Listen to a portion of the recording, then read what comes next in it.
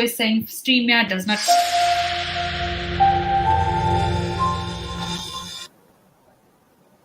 Hello, everybody. Welcome back to VC TV, the Venture Capital TV from La Token. My name is Sunny Mohanty. I'm the host and moderator of VC TV.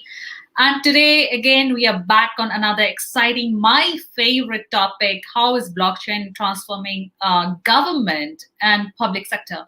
This is my favorite topic as well. And today I'm joined here by esteemed speakers. Let's have a quick round of intro. Here we go.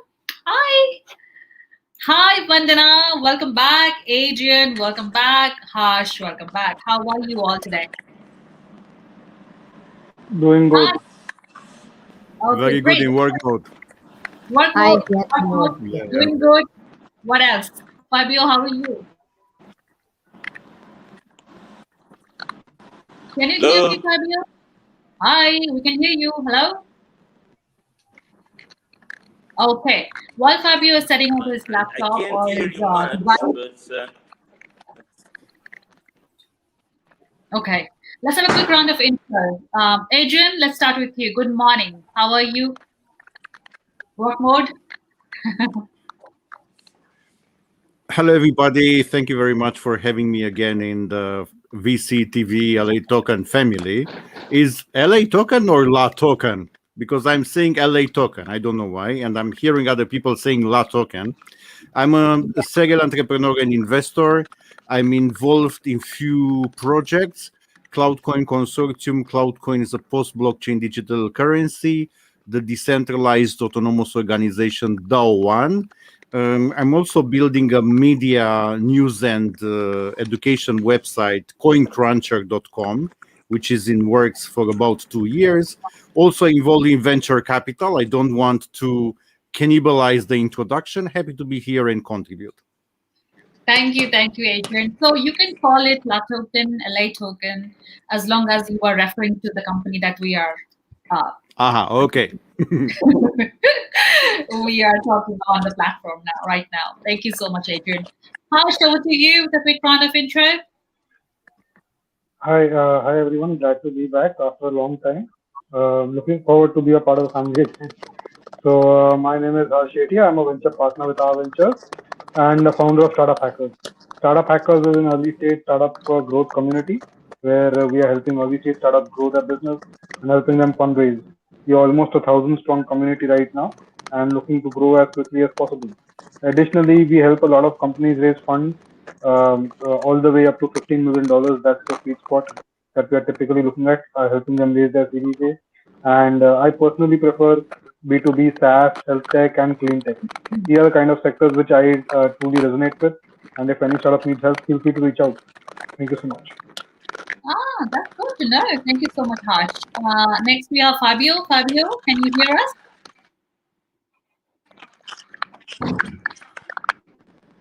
Hello, Fabio, can you hear us? Okay, Vandana, a quick round of intro from you, please. Thank you so much, Sunny. First of all, I want to thank the entire team of La Token TV for having me on the show over and over again and putting in a lot of efforts to organize this show. And really happy to see you back, Sunny. And I'm feeling joyous and very excited to be on all your panels. That's why I've signed up for many this month in July, which is coming up. And coming to my intro, basically I was in Singapore and Jakarta for 15 years in investment banking. I had my own family office fund there. I worked as an investment banker and advisor to family offices and angels investors in Jakarta as well, helping startups from diverse background from Fin-Tech and B2B Tech all the way to consumer startups. I was raising funds for them and providing them with a range of services, just as Convanto does today. After 15 years of staying in Singapore and Jakarta, I came back to India. I did investments for a bit and then returned to advisory. That is when Convanto was founded. And today, Convanto is one of the most well-known boutique investment banks in India and led by a female founder. Today, I'm also a venture advisor with Loyal VC, the INSEAD-led Canadian VC Fund, having a core portfolio of 160 investments in more than 35 countries. I'm also a partner with GST Venture Studios, a Silicon Valley-based venture builder. Over the years, I've arranged funding for startups and growth stage companies in diverse sectors like, edutech, fintech, consumer B2B, B2C, agri-tech, health tech, food tech, destructive and deep tech as well as non-tech sectors. And please do have a look at my website for the wonderful testimonials written by my clients. This month, I've been nominated as one of the top 10 women leaders in wealth management 2021. My expert opinion is often sought by leading business news channels and publications like VCTV, Business World, and I've participated in almost 150 plus talks. One can have a look at them on YouTube as well as visit my website for the same, www.convanto.com. I'm connected with 300 plus investors globally, and I pick up global deals while being sector agnostic. Our ticket size is $1 million to $25 million. Perfect. Thank you so much, Vandana, for that intro as well. And lovely to know that you are doing more and more stuff as we go by each day. That's good to know. Thank you so much, Harsh, Vandana, and Adrian for the introduction. Unfortunately, Fabio is having some technical issues joining StreamYard. It is kicking him out. I think for StreamYard, you need a strong Wi-Fi to log in from your home or something. So that's why he's struggling to get in. So I don't know if he can get in, but let's just start the show, okay? So yes, why are we discussing this topic today? Blockchain technology in government and public sector. And is there any significance to it? I mean, do we see that there's a lot of potential of this technology, the digital ledger technology, the decentralized nature of this technology that can help the legacy systems used by the governments and the public sectors that we have all around the world? And obviously, when you're talking about blockchain, we cannot separate blockchain from cryptocurrencies. One of the number one use cases of blockchain that so far everybody knows in the financial industry. So we're going to touch base on CBDCs as well a little bit. So yes, let us start with Adrian. Adrian, why do you think there is a need that the legacy government and the public sectors need to consider blockchain technology going forward? Mute. Sorry. First, in every country, the governments, they take care of the infrastructure. And I'm talking here about the physical infrastructure and about the digital infrastructure of that country. So whenever there is a new technology with the potential to improve an economy and to optimize the systems, the governments should be among the first to adopt them, because in every government there are specialists in digital, in internet, even in DLT. So I see the role of governments very, very important.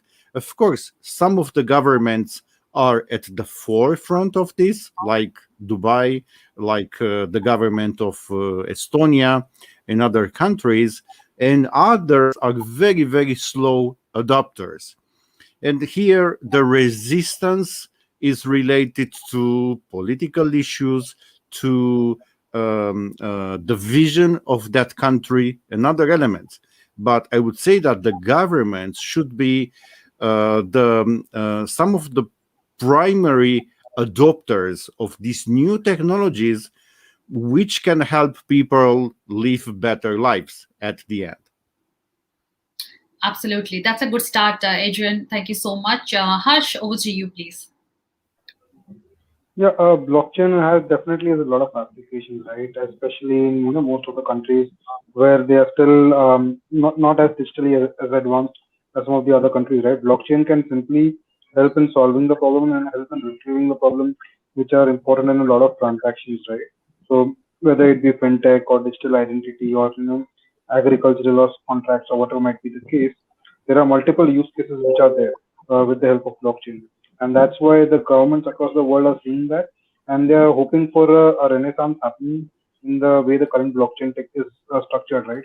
They're hoping for some sort of an improvement, whether it becomes more efficient and more cheaper, essentially, so that the government can dive head in into that. Because most governments today they realize the importance of going digital, and it's very difficult to kind of create a technology like that right from scratch, where you can provide a lot of services to the people at large, right?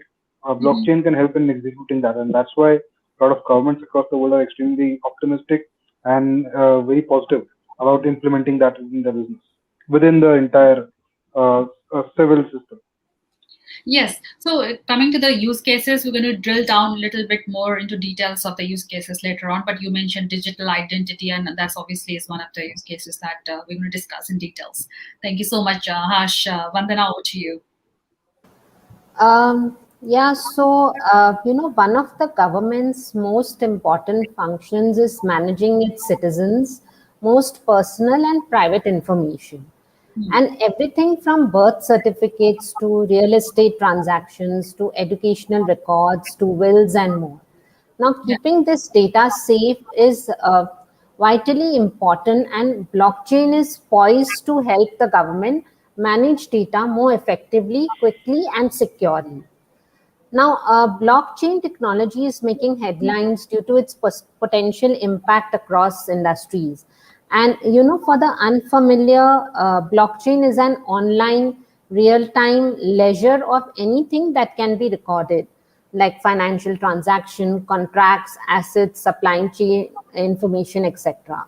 Yeah. No one person oversees this entire chain. Everyone can see the detail of each record or block, and the only person who can edit or block is the one who owns it and has a private key. Now, this technology offers a robust approach to data security and reducing transaction costs, which are just some of the reasons that blockchain market is expected to surpass 20 billion by 2024. So I feel this is what is mainly about it. Yeah. Yeah, I think you're right. I mean, obviously, blockchain technology has a lot of use cases in private sector, financial industry that we've seen so far. Like one of the popular use cases, cryptocurrencies, CBDCs, and everything else.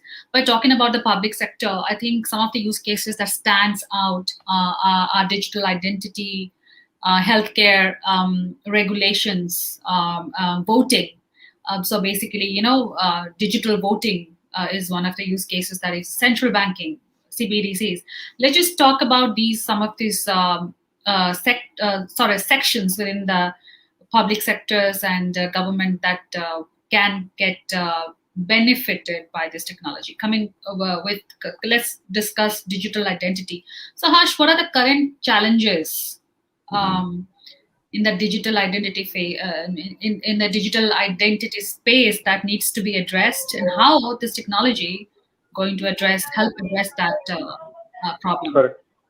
Absolutely. So digital identity is one of the most crucial areas which most countries across the world are kind of struggling with, right? A lot of countries, they still follow the old school paper-based system where they keep on, the physical ID cards, the passports, and all the local which are there. And even if they are using technology, it's very traditional, very conventional, right?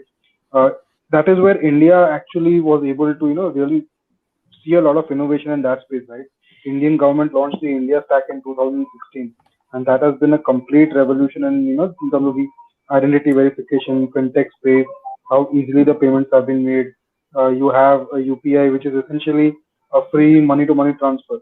Whereas if Mm. you look at countries across the world, they charge 2%, 3%, even 4% just for facilitating currency transfers from one bank account to the other bank account, because each and every step, the verification from the government from one bank to the other bank, it's just ridiculously expensive. And the Indian government started the India Stack at that point of time. So what blockchain can do at that point of time is it can easily, safely and securely retrieve the information, make it extremely efficient, and make it extremely low price as well, because the conventional technology takes a lot of time, and it requires a lot of manual input as well. What happens is, in a banking transaction, there are two entities involved, right? One bank and the other bank, which kind of have to facilitate the transaction. Each of them have to manually verify, which takes a lot of time. With blockchain, you can put the smart contracts over there and kind of ensure that it happens on a real time basis, on a much faster level, right? That is how fundamentally it's different, and that's what makes it extremely efficient. And that is why, when you have this for identity verification done at a national level, it generally it really goes skyrockets. And that is why, you have companies like Bharat Pay, Phone Pay, so many fintech large players in India, and still we are just at the surface, right?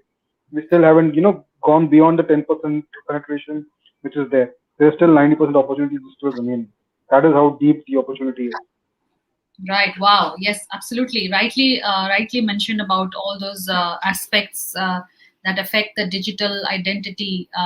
When you consider that in banking or KYC and all those aspects of banking, for sure. Yes, Adrian, over to you, please.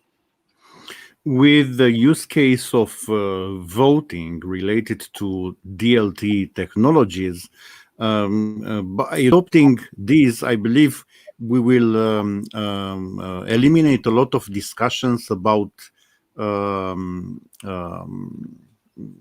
to say, misleading the results when there are elections. So this is very important. Also, in many countries, you can vote through, I don't know, correspondence, or you can vote in a digital manner. And few years ago, it was a trend, but it didn't happen. Like your digital passport to be connected, let's say, with your Facebook account or with your LinkedIn account. Okay. So, but that one didn't happen. So I believe that only the DLT technologies can really enable that. There are many theories or attempts. Some of them are successful, and some of them become obsolete. And this one, with connecting your social media accounts with your, let's say, with your real passport, this became obsolete. And the struggles with digital identity are related, I believe, with the resistance of people to adopt these technologies, because there is a learning curve. And when there is something which is unknown, people try to stay away from it. They say, okay, I did this faculty, I did this MBA, I have, I don't know, a good job or a good position. Why should I learn about this? Why should I adopt this? Because I need to work more. And many people are afraid of working more. They prefer on binging on TV and say, okay, we don't want to adopt this. It's too dangerous. Look at crypto. This use case is too volatile. So no, DLT technologies are not for us. There is always resistance in adopting a paradigm, and if other people like us will push this idea until it will become second nature, people will adopt it by default at all levels, both as a user level and both at a corporate level and at the government level, because we are not governed by robots, we are governed by real people. And all the people, we have like the same brain, the same structure here. So we process information, quote unquote, in similar ways. So these are new ideas, new paradigms, and there is resistance because they are new and not known for the majority of people at all levels. So it takes time, and we need to have patience. Absolutely. But slowly we are getting there. Some of them will work, some of them will not. Nobody knows exactly, but we need to try, to keep trying. Absolutely. I think that the one great point that you mentioned, Adrian, was the resistance. Of course, we have seen like all the central banks banning cryptocurrencies. One of the ones that I can remember on top of my head to share. But yes, there's a lot of resistance. But again, we keep on trying. Thank you so much, Adrian. Vandana, over to you, please, with your insights.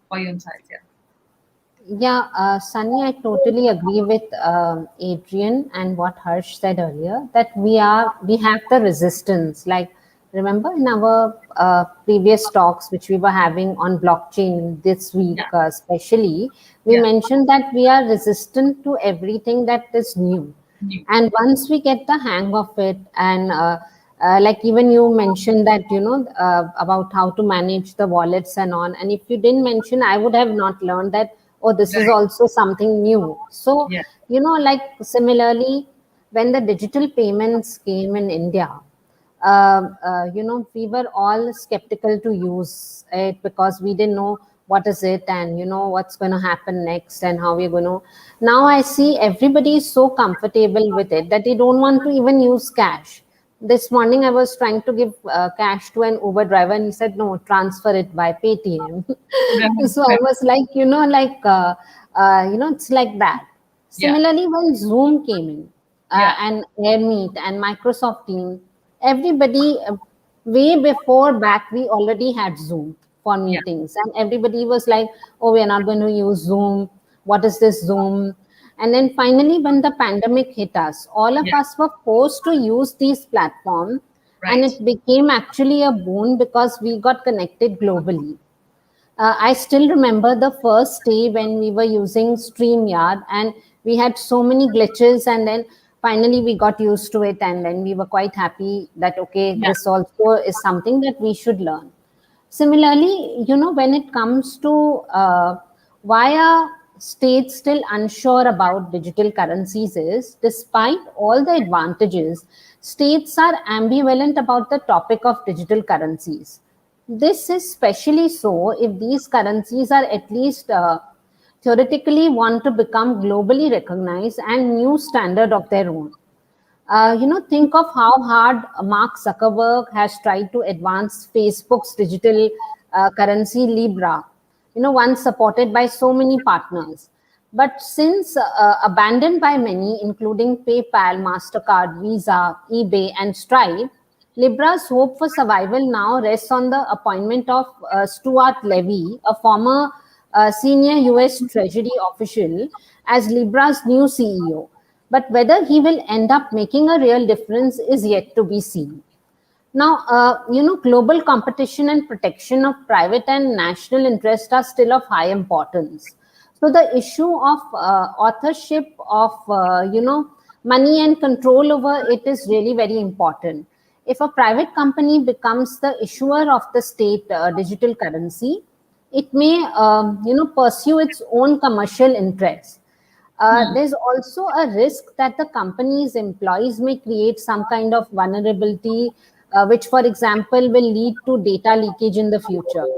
And who knows what will happen if the company changes owners. So a striking example is the scandal with Crypto AG, which has long been one of the leaders in encryption market. As it turned out, in the Middle East of 20th century, it was bought by American and German intelligence services, which allowed them to read secret correspondence between governments and intelligence agencies of other countries for decades. Now, in the case of money, it would be like a nuclear explosion. That is why, private corporations cannot be trusted with state-issued currencies. And, for the state to be able to launch its own digital currencies, the mere desire to maintain a monetary monopoly is not enough. Central banks should become technology companies. This is a serious challenge, and as such, states are in no hurry to launch, digital currencies before they are convinced of the availability of everything necessary, from advanced technologies to a reliable team of professionals, to be able to provide as secure and reliable an infrastructure as in possible, and give the entire economy will be depending on it, and given that hackers will be trying to penetrate the system. However, given how actively different countries are now considering the possibility of following the example of China, dozens of national cryptocurrencies will become available in the very near future. So I think this is my small explanation. Hope I've answered your question here. I think you've answered everything I wanted to ask in this session in one question, but that's okay, Vandana. We love your insights, your very elaborate insights covering different aspects: security, digital identity, CBDCs, private currencies, cryptocurrencies. Yeah. I mean, everything that you've just covered now is obviously useful information. Thank you so much. But let's just maybe touching up on what you just finished on the central bank issued digital currencies on the blockchain, on the CBDCs, which what they're called and now popularly. So most, as you rightly said, China obviously come up their CBDCs, and many other countries are working towards launching their CBDCs. The governments, the central banks. So, what are the benefits? Why do we need a CBDCs? What are the benefits of this having a central bank digital currency? And why was it born? Like, why did it, sort of was something that the governments and the central banks thought to have? And what are the different benefits that we can or maybe discuss here on this panel today? Adrian? First, I will start with the potential internal use of CBDCs. The SWIFT system for international payments is obsolete. So by using DLT technologies, because I'm talking about blockchain and other technologies connected to blockchain or post-blockchain, look, for example, anybody, I don't want to endorse it, but anybody who is using USDT, for example, the stable coin, can see that you can move amounts from exchanges in different parts of the world in few minutes with fees of like $1. And this is a paradigm changer. And also from an exchange to a bank account, which is crypto friendly, payments in like less than 1 hour outside of the working hour of that bank. These are paradigm changers comparing to what we know about the classical financial world. I don't think that the banks will disappear, and I'm not necessarily an advocate of saying, okay, banks are bad, this is good. It will be a mix of the old and new, and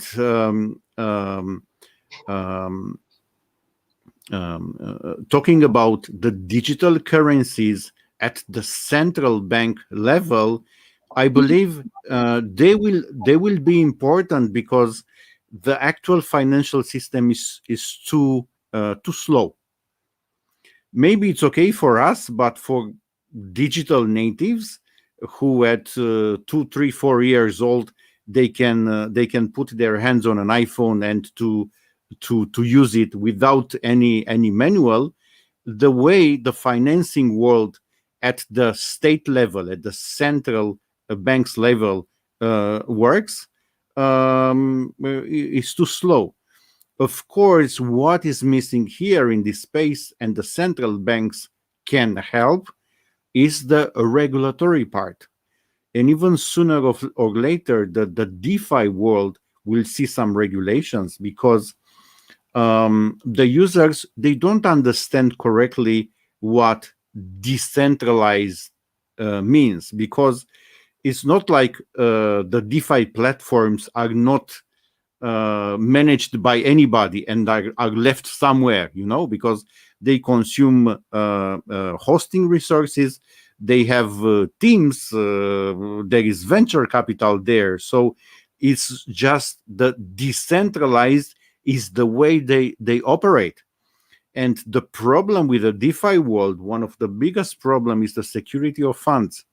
And I believe that the adoption of digital currency at the level of central banks slowly, we put some order in this space.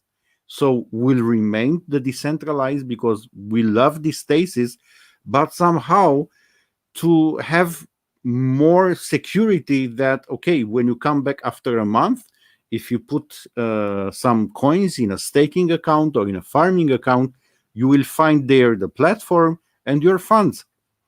Because the problem here in this market is not that, okay, the rewards are lower here and are higher there. The problem is if is the principal, will be there when you log in after 1 month or something like that. This is the biggest problem. And it's it's slowing down like crazy, the adoption. And central banks can't help with that, but they need a little bit of reinvention also.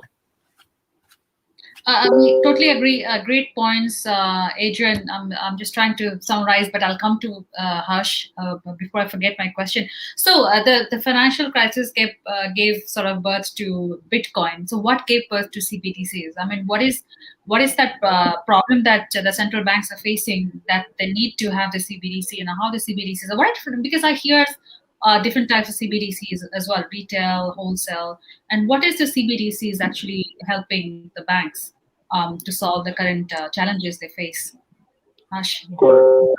So, as a concept, CBDC is something which doesn't really make sense to me, quite honestly, because the idea of a cryptocurrency is it is supposed to be completely decentralized and beyond the central government, right? Beyond the control of a fixed government or big an agency who's running operate. You have federal banks across the world, just like US Federal Bank, or in India we have Reserve Bank. Typically, the currency is monitored by these agencies, right? A CBDC, how is it different from the current plastic currency, which is there in my credit card right now? Doesn't seem logically to be any different from that in any terms, right? So what my understanding is, CBDCs is a source for the governments to kind of still vest their power, to kind of ensure that the conventional fiat currencies are not challenged, are not threatened with the new age cryptocurrencies which are there. That is why how the CBDCs have come to origin, and that is why across the world there are a few countries who are banning the conventional cryptocurrencies and are creating their own CBDC. So it's just going to be an extension of the current plastic currency system which is there. Especially in country like India, where they've already, as I mentioned, the India stack earlier, right? They've already made the payment system so cheap that it doesn't really make sense, because even if they do like a CBDC system, the idea is to kind of lower the transaction rates, as Adrian was pointing out, right? Do a currency transfer from one country to another country for $1. That is the essential idea. In India, it's essentially zero. So transfer from one person to another person. So anyway, it doesn't really make sense to have a separate CBDC for India, because it's just another parallel for a fiat currency. As simple as that. And that is exactly why CBDC, Indian government, I'm not sure is too bullish on that or not right now, but doesn't make sense overall. But at the same time, coming back to the first part of the question, right? I still believe that having that completely decentralized finance or decentralized economy is still a long way, because people like us, the 5-10% who are extremely tech savvy, we jump onto new things and we want to experiment with new things. We'll always experiment, but unless it totally penetrates into the 90% of the market, right, it doesn't go to the next level. Look at the volatility that we are seeing with Bitcoin, right? It went all the way to $60,000. Now it's dropping to $20,000 again. The reason it is dropping that way is because you still don't have the last mile retail investors. It is those last mile retail investors which bring the stability to the coin. Without them, and if it is only the active 10% who are working on that, it's always just going to be like, it's not going to be very stable. It's not going to be very predictable. And that's why it cannot be used on a long-term basis. It's going to be much just like another asset where you can park some of your money in, but not something with too much widespread acclaim. So that is why, I don't believe the world is yet ready to have a completely decentralized currency as yet. I mean, CBDCs are not decentralized, I guess. I think they're government controlled, right? Yeah. No, so that's the idea. So the idea of a CBDC is that only to kind of, you have like currencies like Bitcoin and Ethereum, but they cannot be mass adopted because people still want a government backing to that. People are so used to having that central government backing, that fiat currency, that stamp of approval, that it's going to take a long while before the regular retail investors are still comfortable with a concept like a cryptocurrency, which is completely decentralized. That's what I was referring to.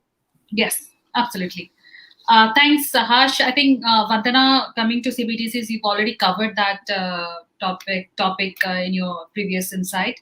So another very prominent use case of obviously blockchain, digital ledger technology in public sector would be healthcare. It's a big Yeah. use case that we've seen during the pandemic as well, right? So just let's discuss. Sorry, let's discuss about some use cases that we've seen in the last 1 year since the pandemic hit us. So yeah, let's start with Vandana. Over to you. So what kind of prominent use cases can we discuss today?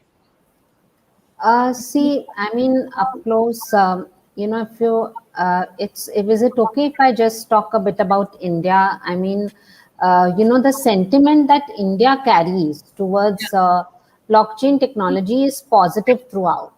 As per the NASSCOM 2019 blockchain report, nearly 50% of the states are involved in significant initiatives driving the technology's adoption in India. And Right. in fact, the number of projects built by blockchain development service providers have crossed over, 20 billion across multiple industries. So Right. whether it's healthcare, whether it's fintech, whether it's agri-tech, all these different industries Yeah. they have crossed. The report stated that how the different state governments, Kerala, Telangana, Andhra Pradesh, Karnataka, and Maharashtra, are supporting blockchain startups and projects. In fact, I've started getting a lot of blockchain startups now at this stage. Right. India is the top sixth in the list of patents happening in the blockchain space, with the total patents approval count in which was in 2021 have reached 67. To incorporate the power of decentralization, multiple nations are exploring the role of applications of blockchain in government and public sectors. They are also looking at central bank digital currencies, but does that mean that the time has come for every nation to look up into a blockchain-based government model? That I'm not sure. And Yeah. as the US accelerates its printing press, China is already testing the digital yuan. Given this new reality, it becomes clear that the finance world will never be the same. But why do we need digital money? How is it better than the traditional fiat money? What are the pitfalls? I mean, the coronavirus epidemic has accelerated cryptocurrency's exit process from the marginal state and has firmly pushed it, front and center into many other people's consciousness than ever before. And today, the global economy needs a payment instrument with which you can make payments quickly, inexpensively, without unnecessary, intermediaries such as Visa or Mastercard. And it needs such an instrument now more than even before. And China is already testing its digital yuan, with USA, Great Britain, France, South Korea, and other countries working on similar steps too. Already 20% of 66 central banks reported that they are likely to issue CDBC within next 6 years. With all the action behind the scenes, it seems inevitable that in the coming years that state digital currencies will be widely available to ordinary citizens. I see more of it coming in health tech, fintech space as of now. Yeah. Yeah, absolutely. The CBDCs should be available to people like us as well. So Yeah. yes, thank you so much, Vandana. Adrian, what have you seen in 2020 and 2021 in healthcare? How In has technology disrupted or brought the new innovation?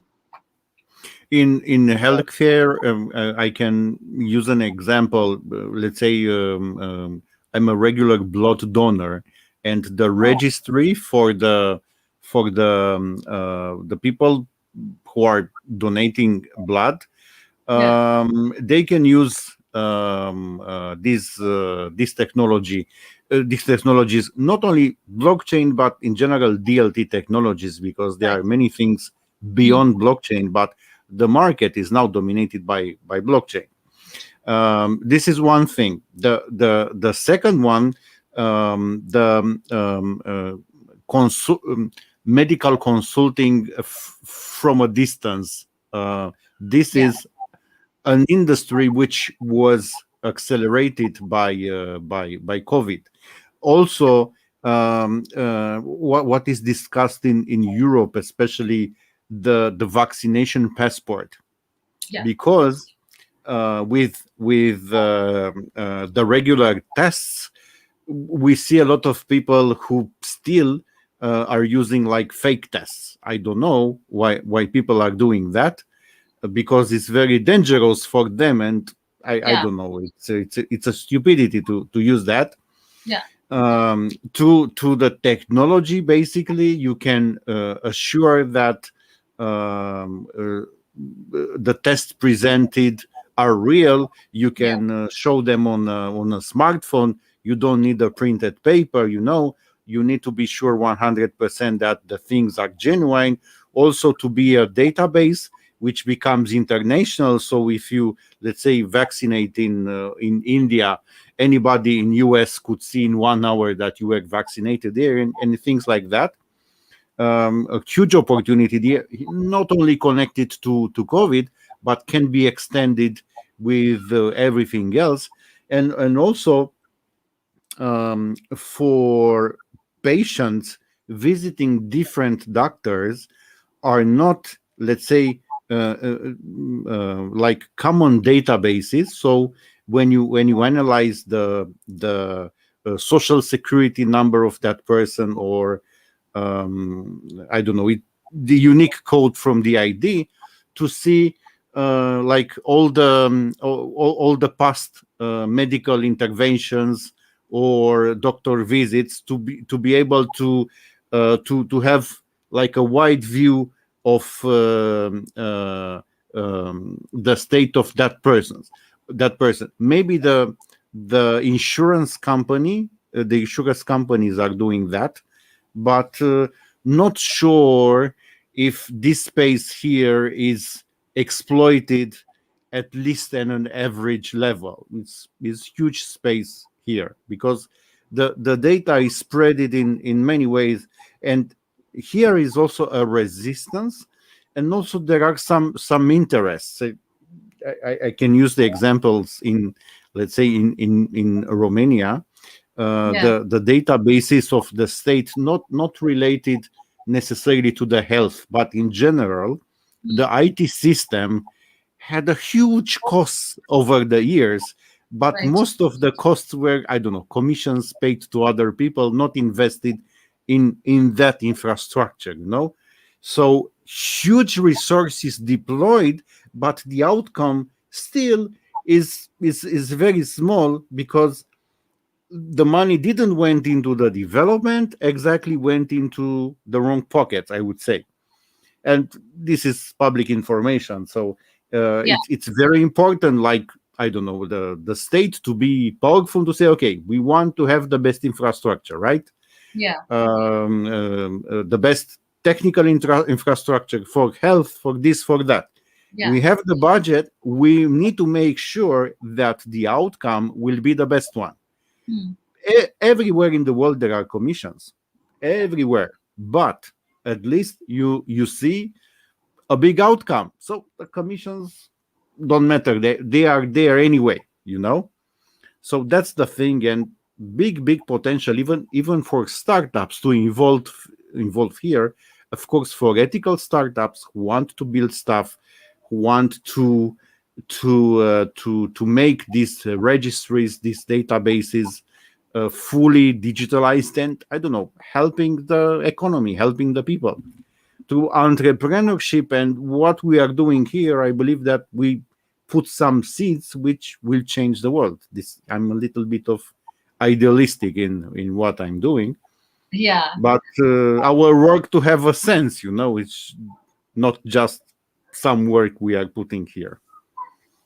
Adrian, I think I remember one thing, like, the beginning of the pandemic, I was especially harsh in Vandana in India. People were coming up with forged COVID-19 certificates, like people they wanted to get away with maybe quarantine, or I don't know what kind of side effects if you are infected with the virus. Like so I think blockchain technology can help with that forgery, to stop that stuff. Similarly, not only that test results, the certificate as well, like the PCR certificate that you get after your tests are negative. That obviously has a big use case that I personally used myself. So it's a QR. It's attached to a QR code, and obviously they have all the all the information about you, your passport, your IC, your telephone number, all those key identifier. I think very something that we have seen in the pandemic. Thank you so much, Adrian. Harsh, over to you. Would you like to add something to what Adrian just said? Could you repeat the question, please? So what use cases or what benefits have we seen in the healthcare sector when it comes to the digital ledger or the distributed nature, digital decentralized nature of the technology? Correct. So obviously the COVID part is the most obvious one, right? Tracking if people have gotten the test, whether it's negative or not, that they have taken vaccinations or not. That's the most obvious one, and it can be immediately applied. But in addition to that, the biggest application which I see is kind of creating like a global, not even a global, even if it's done like a national level database, right? Where essentially what you can do is each and every patient's data is captured on the blockchain. Each and every hospital which is there, they can supply it to the central repository, and you can easily track it each and every time, right? Right now, what happens is each and every hospital manages the independent hospital information system, right? They have the separate HI systems. GPs have the separate HI systems. A lot of them have it separate, and the entire information is decentralized. Because of that, what happens is either you have to take your entire medical records history in a physical format, which is completely cumbersome, and many times if you lose it or if it's in the wrong place, you have to waste a lot of time getting that. On the other hand, if you have a central repository, it could go a long way further, and that could have even at the beginning of the COVID stage, right? If you would have had an access to something like that, imagine we could have simply simply with the access to the blockchain technology, we could have kind of found out who are the most vulnerable sections of society, and we could have done the exact target identification and kind of curated them, kind of kept them in the most secure location to ensure that they don't get infected with the virus, and millions of lives could have been saved if it was done beforehand itself. So even if I guess that's lost opportunity, but even now I guess if we can still do that right now, that would still go a long way. Completely have an aggregated HR system at a national level where each and every patient information is consolidated on the blockchain. And the best part is because it is decentralized, it's not like someone will have remote access to that, like the way the current cloud services have. Very good point, Harsh.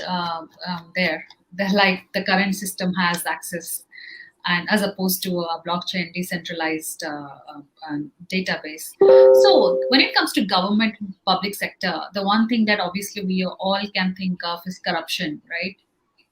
So how can this technology, because of what attributes we know blockchain technology is secure, traceable, immutable, one source of truth. So how this technology can help corruption when it comes to voting and procurement, grants? Government gives out a lot of grants. Like, does it go to the right place, the destination? So how can we see another is land title registries, especially in India, right? People taking over others' property, and because we do not have that information, right? So how do you just maybe a little bit discuss? We just do not have much time. How can this technology help to reduce the amount of corruption that we have currently? Harsh? Absolutely. So as you rightly pointed out regarding the land registry and all that, right? A lot of international people may not be aware, but the Indian government during the lockdowns, what they were doing was they were actually going out and depositing money into the bank accounts through Jan Dhan Yojana into the the extremely marginalized population of the country, right? extremely below poverty level kind of people, they were depositing money into their bank accounts.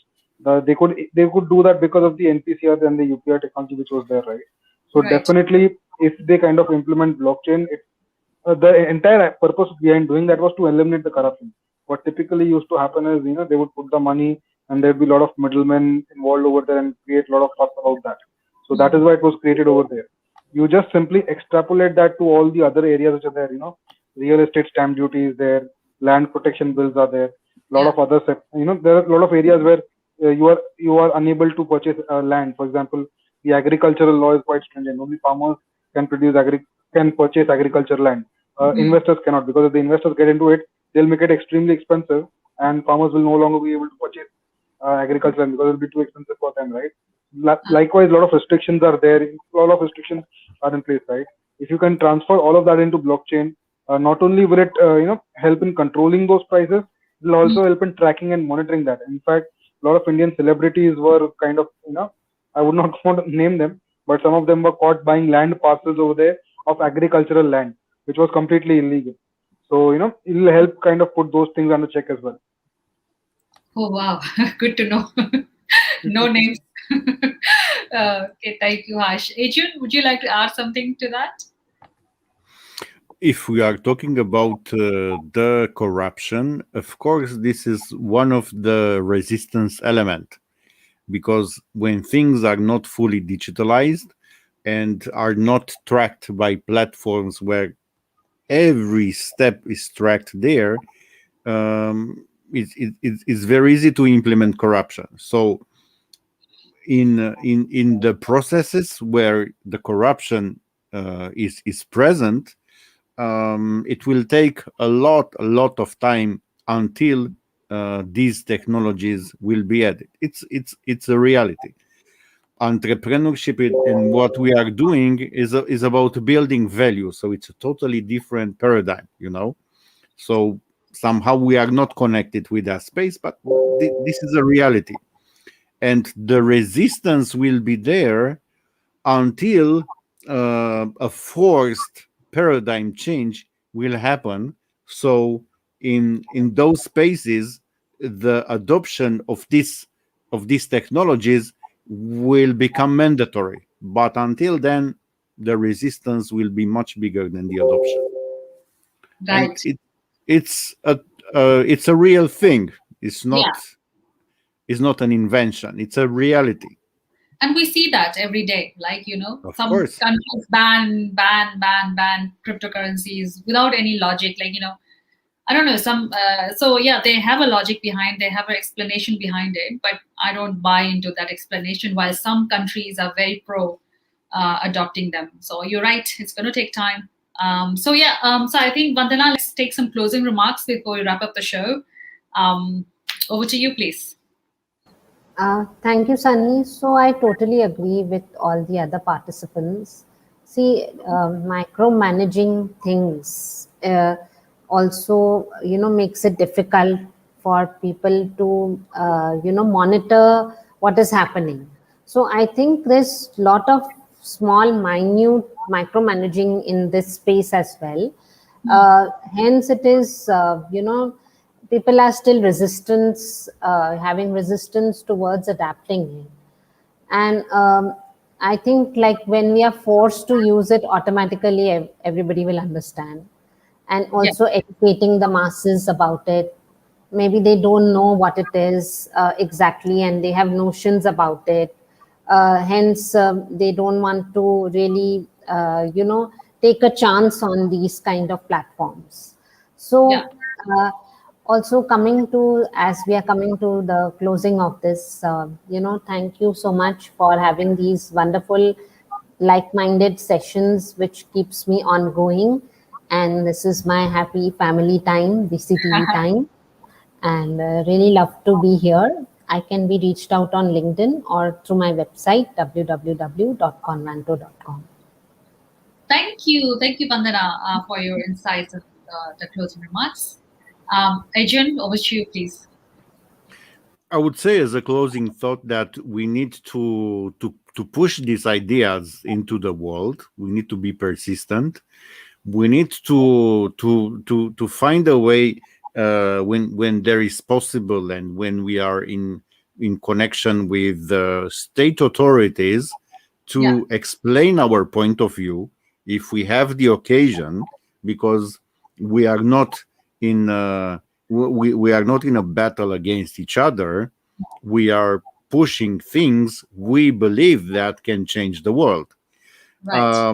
We need to also to do our part, so this industry to be cleaned from bad players, which are also an element in any industry. Has its bad players, but there is a jungle here still, and we don't need to focus on the negatives, because the negatives will be there anyway. We need to focus on the positives, and to try to push, I don't know, the ethical things, the correct things we believe that can change the world, and to continue doing that.